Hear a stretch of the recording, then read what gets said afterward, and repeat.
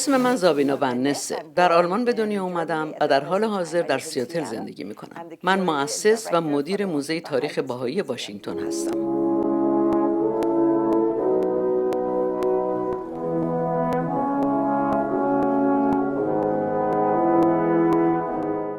Innovation and invention is something that keeps me young and keeps me talking. من دوست دارم دور و بر 20 ساله ها باشم. چون با اینکه الان 73 سالمه، همسنای من یا بازنشسته شدن یا نمیدونن ایمیل چیه و شبکه‌های اجتماعی براشون بی‌معنیه. ولی من اولین تبلت یا تلفن هوشمند که اومد، پریدم و یه جوان 20 ساله گیر آوردم و بهش گفتم به من یاد بده چجوری با اینا کار کنم. چون میدونستم که میخوام با جوانای سرتاسر دنیا صحبت کنم. و اولین سمینارهای اینترنتی خودم رو اون موقعی که هنوز هیچ خوب کار نمی‌کرد و تازه بود شروع کردم. To the youth around the world. So I started to do my first webinars when the platforms barely, were still working. This was still very innovative. ما هنوز مشکل پهنای باند داشتیم. چون مثلا من یه جوون تو نیجریه داشتم، یکی تو هند، یکی تو نپال. و پهنای باند واقعا برای من مشکلی بود. ولی من میخواستم که یه پاتوق جهانی درست کنم و در مورد راه حل‌های آینده با جوان‌ها صحبت کنم. به عنوان یه باهایی من راه حل‌های خودم رو برای آینده بلدم، ولی میخواستم این گفتگو برقرار بشه چون از حرف زدن راجع به مشکلات خسته شده بودم. بقیه همه در مورد مشکلات حرف میزدن و زندگی من باید صرف گفتگو در مورد راه حل‌ها میشد. I'm tired of talking about problems because the world is not, everybody else worries about problems. My life should be spent on coming up with solutions. I was born in the middle of World War II Germany, 1942. So my life started with a bang. من در سال 1942 زمان جنگ دوم جهانی در آلمان به دنیا آمدم. من در ناحیه دریای شمالی به دنیا اومدم و تقریبا خاطری از 3 سال اول زندگیم ندارم و اولین خاطراتم از خونه‌ای که شب توش بودیم و داشتیم فرار می‌کردیم که بریم توی زیرزمین، چون من وقتی از خواب بیدار شدم تمام شهر زادگاهم بمبارون شده بود.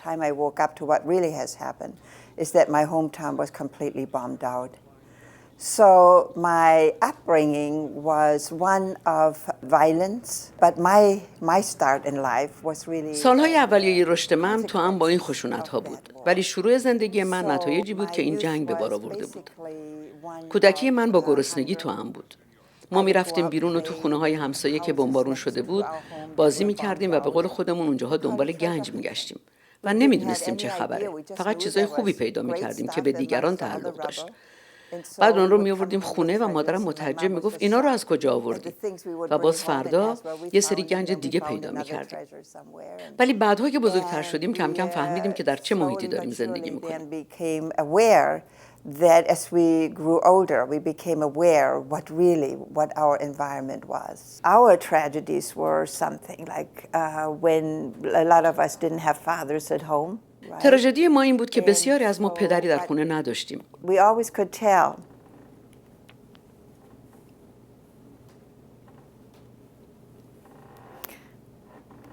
When a father returned the night before. و وقتی پدری به خونه برمیگشت، ما از شب قبلش میفهمیدیم و فرداش مدرسه نمیرفتیم.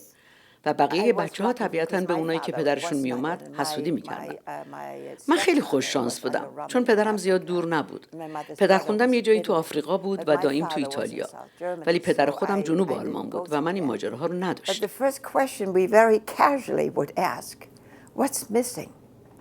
وقتی اونا می اومدن اولین سوالی که از خودمون میپرسیدیم این بود که چی جاش خالیه؟ و منظورمون این بود که دیگه دست ندارن یا پا ندارن. یعنی در نتیجه بودن تو کمپ ها چی رو از دست دادن که معمولاً آسیب‌های خیلی جدی بود.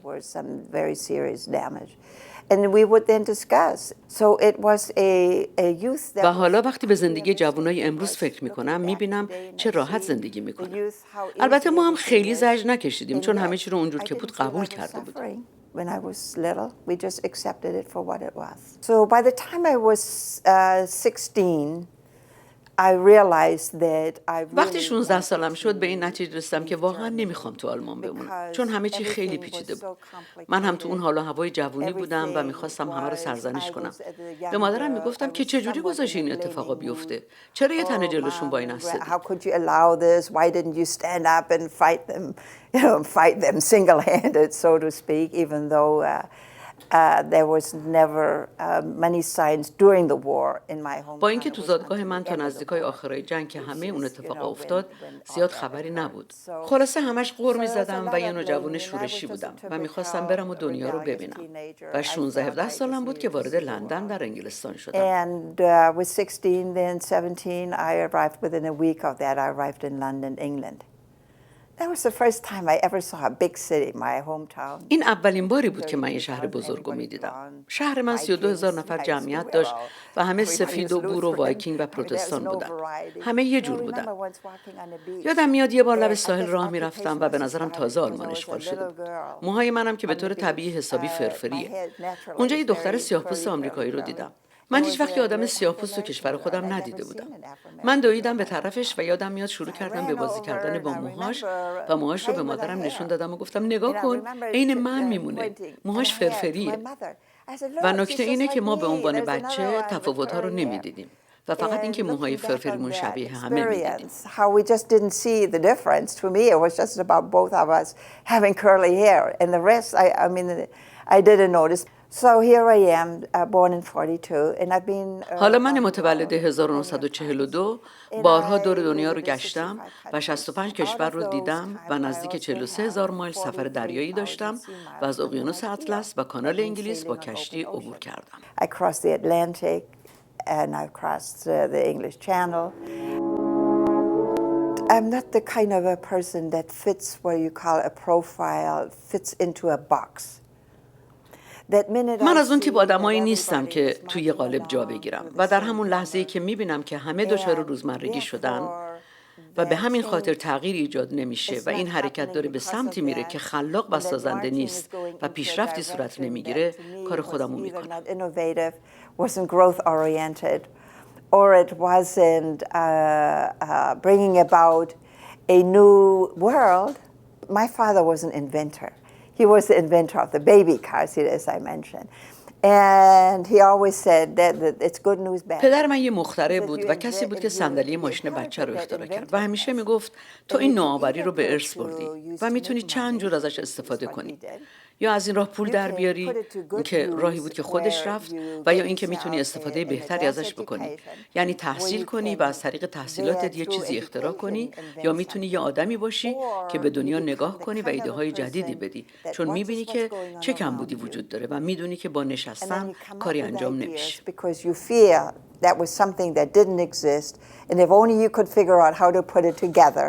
So it's by the seat of your pants you invent things because you felt there was a need. So I came up with the idea that to have a gathering place. من یه ایده‌ای به ذهنم رسید که یه محل تجمع درست کنم و برای من بهترین جا برای جمع شدن یه موزه بود و به همین دلیل من یه موزه کوچیک یا به قول خودم یه موزه بوتیکی درست کردم، یه چیزی که بشه بهش دسترسی داشت. But it really, instead of having objects behind cages and in glasses and hands off, من میخواستم به جای اینکه چیزایی توی موزه پشت ویترین باشن و نشه بهشون دست زد، یه کاری کنم که اونا قابل لمس باشن و بشه تجربهشون کرد و حسشون کرد. و میخواستم جایی که درست میکنم جایی باشه که بشه درش گفتمانی برای ارائه راه حل برای آینده توسط جوونا ایجاد کرد. هر چیزی که ما در این موزه داریم شما رو به زمانی برمیگردونه که اون چیز یه تحول ایجاد کرده و این یه خوشحالی در بازدید کننده ها ایجاد میکنه و باعث گفتگو میشه. و بعد من میخوام شما رو به آینده ببرم و ببینم شما 20 سال دیگه چطور فکر میکنید و آیندهتون رو چطور میبینید. من خیلی دوست دارم که این گفتمان رو که ما از کجا اومدیم و اوضاع در اون موقع چطور بوده رو به 20-30 سال بعد متصل کنم و بپرسم که این محل 20 سال دیگه چه شکلی خواهد بود و شما در سال 2030 چی بهش اضافه می‌کنید و در سال 2050 اون چه شکلی خواهد بود و با این شرایط چه راه حلایی برای مشکلات پیشنهاد می‌کنین که تا حالا ارائه نشده؟ What would be the solution that we don't have right now?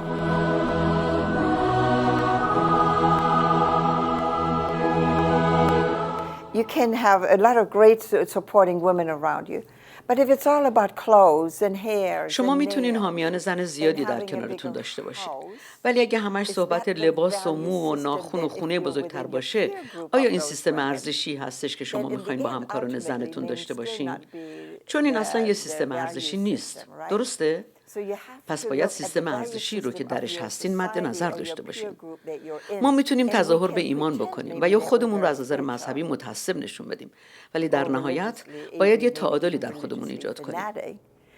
But ultimately we have to be balanced. و چجوری این تعادل رو ایجاد میکنیم؟ برای من به عنوان یک باهایی راهش اینه که به نوشته‌های باهایی مراجعه کنم که یه مسئولیت‌هایی درش مشخص شده. مثلا این تعالیم به من میگه به عنوان یه مادر من وظیفه اولیه تربیت بچه‌مو به عهده دارم و باید اطمینان حاصل کنم که بچه‌م خوب تحصیل میکنه. نه اینکه تحصیل کنه، بلکه خوب تحصیل کنه. باید از دخترم بخوام که یه حرفه‌ای داشته باشه، یه کاری که به جامعه خدمت کنه، نه اینکه فقط ازش پول خوبی در بیاره. Coming out of an era where really myself, women were mothers and housekeepers, you know. زمان ما زنها فقط مادر و خانه‌دار بودن و از خانواده نگهداری می‌کردن. الان زمان فرق کرده. تفاوت بین زن و مرد اگه خوب نگاه کنید می‌بینین به حداقل رسیده. آره، من قبول دارم که حتی در خانواده‌های مدرن هم مرد هنوز منبع اصلی درآمد خانواده است. گرچه می‌بینیم که زنها به ویژه در جامعه غربی به همون اندازه مردها در این قضیه سهم دارن. We see it coming especially in Western culture where women are very much of an equal contributor. But there's also in my opinion there is the time is sort of coming. من فکر می‌کنم یه موقعی زنها متوجه شدن با اینکه زنها هستن که مربی اولیه بچه‌ها هستن، ولی مردها خیلی میتونن در تربیت بچه‌ها نقش داشته باشن. الان من میبینم که پسرم که با خانواده‌اش از هاوایی برای دیدن ما اومدن خیلی در تربیت دخترش درگیر شده. And I've noticed that my son is just completely engaged with the raising of his daughter. Women today really feel that they are sort of pioneering. زنها این روزا احساس میکنن که دارن در خیلی کارها پیش قدم میشن. اونها از هر جایی که اومدن، چه از اقیانوس آرام، چه از آفریقا، چه از آسیا و تعداد کمی هم از جهان غرب، اون محیط رو به لطف شبکه‌های اجتماعی پشت سر گذاشتن و مثلا در یوتیوب میبینن که بقیه چه میکنن و میخوان بخشی از این حرکت و این راه حل برای آینده باشه. They see on YouTube what everybody else is doing and they want to be part of that. They want to be the solution.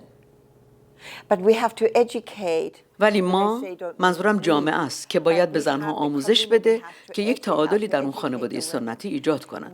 چون به عنوان یه زن شما نباید طوری بشین که خانواده و فرزندانتون رو رها کنین و به شوهرتون اهمیت ندید. Because you don't want to be, as a woman, be so audacious that you leave your family standing, you leave your husband not feeling appreciated.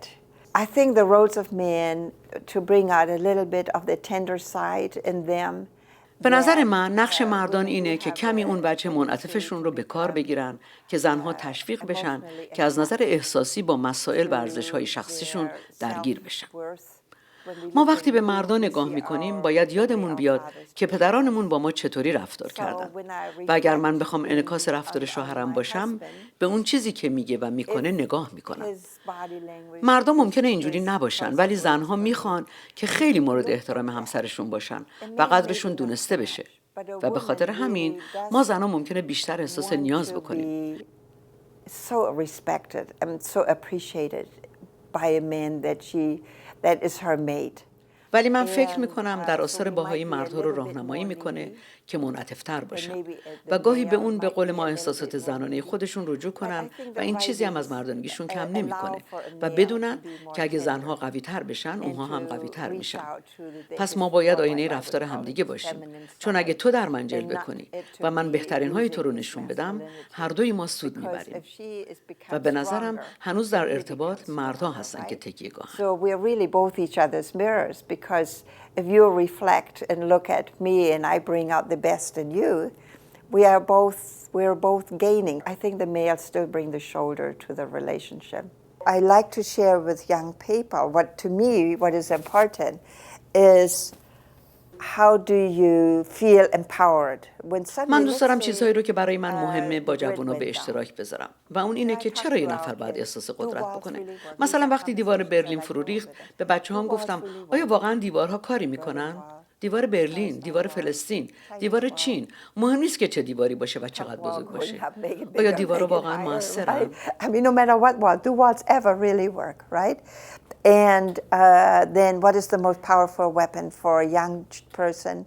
و بعد همین که چه چیزی پرقدرت ترین اسلحه برای یه جوان به حساب میاد. من میدونم که با این همه تفنگایی که بیرون هست، قوی ترین اسلحه یه جوان تلفن هوشمندشه. چون اون جاییه که دوستات توش هستن. شما تا وقتی که یه تلفن هوشمند و یه ارتباط اینترنتی داشته باشین، میتونین آدمای با طرز تفکر مشابه و دوستانه پیدا کنین.